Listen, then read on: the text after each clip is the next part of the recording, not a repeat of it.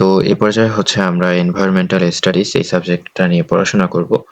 তো সবার প্রথমে আমরা যদি বলি, সবার প্রথমে আমরা হচ্ছে এই সাবজেক্টটার একদম লাস্টে চলে যাব। মানে প্রথম একদম লাস্টে দেখেন এখানে একটা প্রশ্ন দেয়া আছে, ঠিক আছে?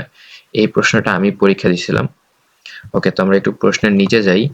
দেখেন এখানে আমাদের রচনামূলক প্রশ্নগুলোকে একটু দেখি। পরিবেশের উপাদানগুলো বর্ণনা করো, প্রবাহ চিত্রসহ নাইট্রোজেন সাইকেল বর্ণনা করো, গ্রিন হাউস প্রতিক্রিয়ার কারণ ও পরিণতিগুলো বর্ণনা করো, মানব স্বাস্থ্যের উপর শব্দ দূষণের প্রভাব বর্ণনা করো, কঠিন বর্জ্য ব্যবস্থাপনার 4R পদ্ধতি বর্ণনা করো, বাংলাদেশের পরিবেশের কাঠামো এনভায়রনমেন্টাল ফ্রেমওয়ার্ক বর্ণনা করো। তো এইগুলো ছিল আমাদের রচনামূলক প্রশ্ন।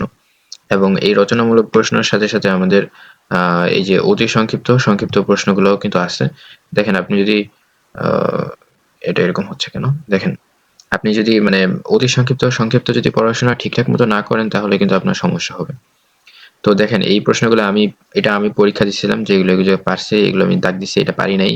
তো আমি এখনো মানে বলতে পারবো না যে সঠিকভাবে সবগুলা প্রশ্নের উত্তর, বাট আমি আপনাদেরকে বলতে পারবো যেহেতু আপনারা স্টুডেন্ট, আপনারা পড়তেছেন, মন দিয়ে পড়াশোনা করেন, একই প্রশ্নকে বারবার প্র্যাকটিস করেন এবং পড়াশোনা করেন, অ্যান্ড আমিও সাথে সাথে আপনাদের সাথে পড়তেছি।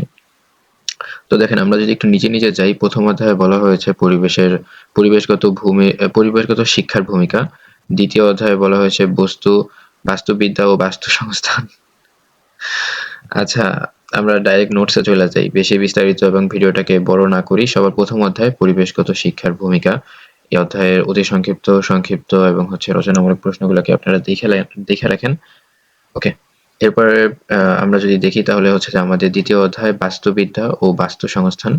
সো এইটার আমরা কিছু প্রশ্ন লিখেছি। আমরা আসলে ভিডিওটাকে একটু তাড়াতাড়ি করে চলে যাচ্ছি আর কি, আপনারা দেখে রাখেন।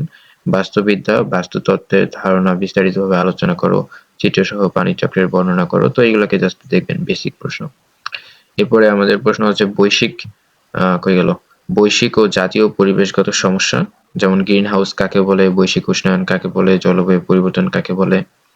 এবং যদি আমরা একটু নিচে যাই তাহলে আমাদের এখানে রচনামূলক প্রশ্ন, গ্রিন হাউস প্রতিক্রিয়ার কারণ ও পরিণতিগুলো লেখো। এবং আরেকটা প্রশ্ন, যেমন গ্রিন হাউস গ্যাসগুলোর নাম, ঠিক আছে? এই প্রশ্নটা আসবে, মানে এই প্রশ্নটা অনেক গুরুত্বপূর্ণ, গ্রিন হাউসের গ্যাসগুলোর নাম লিখো। এরপরে প্রশ্ন হচ্ছে পানি ও বর্জ্য পানি ব্যবস্থাপনা।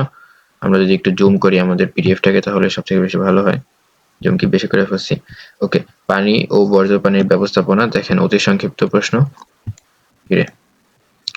সংক্ষিপ্ত প্রশ্ন, পানি দূষণের 4টি উৎস। দেখেন এগুলোকে আপনারা জাস্ট পড়বেন, আমি জাস্ট ইগনোর করে চলে যাচ্ছি। রচনামূলকটা দেখাই। পানি দূষণের কারণ, প্রভাব ও নিয়ন্ত্রণের উপায় বিস্তারিতভাবে আলোচনা করো।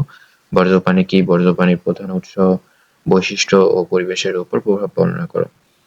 এরপরে হচ্ছে যে আমাদের পরের অধ্যায় বায়ু দূষণ, এনার্জি এবং কার্বন ফুটপ্রিন্ট। বায়ু দূষণ কাকে বলে, গ্রিন হাউস কাকে বলে, গ্লোবাল ওয়ার্মিং, কার্বন ফুটপ্রিন্ট, জীবাশ্ম জ্বালানি। পরবর্তীতে বায়ু দূষণের 4টি দূষকের নাম এবং বায়ু দূষণের কারণ, প্রকারভেদ ও প্রভাব বিস্তারিতভাবে আলোচনা করো।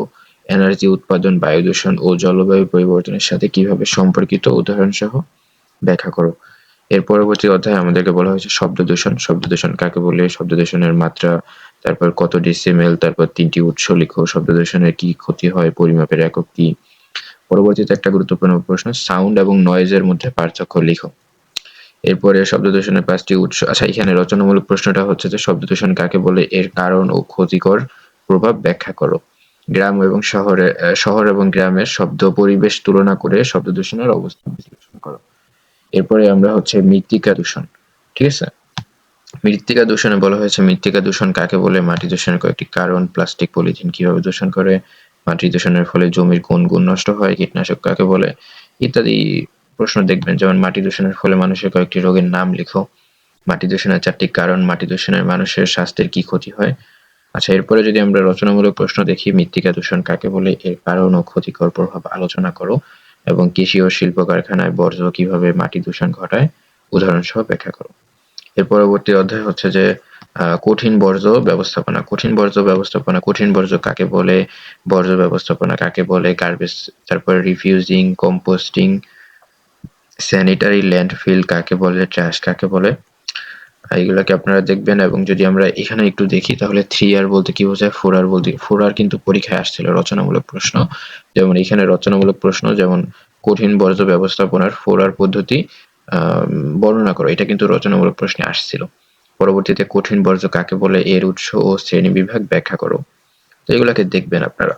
এরপরে বলা হয়েছে রাসায়নিক ব্যবস্থাপনা। রাসায়নিক ব্যবস্থাপনা কাকে বলে, রাসায়নিক বিপজ্জনক রাসায়নিক, তারপর হচ্ছে আহ এ কি লিখছে, এডিএস, এসডিএস, এসডিএস বা সেফটি ডেটা শিট কি, এইটা আমাকে ইংরেজিতে লেখা দরকার ছিল, এসডিএসটা। ওকে ঠিক আছে, দাহ্য রাশি। আচ্ছা আমরা এরপরে হচ্ছে যে পিপিইটাকে পড়বেন, পার্সোনাল প্রোটেক্টিভ ইকুইপমেন্ট নাকি এরকমই তো, পার্সোনাল প্রোটেক্টিভ ইকুইপমেন্ট, ব্যক্তিগত সুরক্ষা সরঞ্জাম। এরপরে রচনামূলক, তারপর অতি সংক্ষিপ্ত এবং এরপরে রচনামূলক।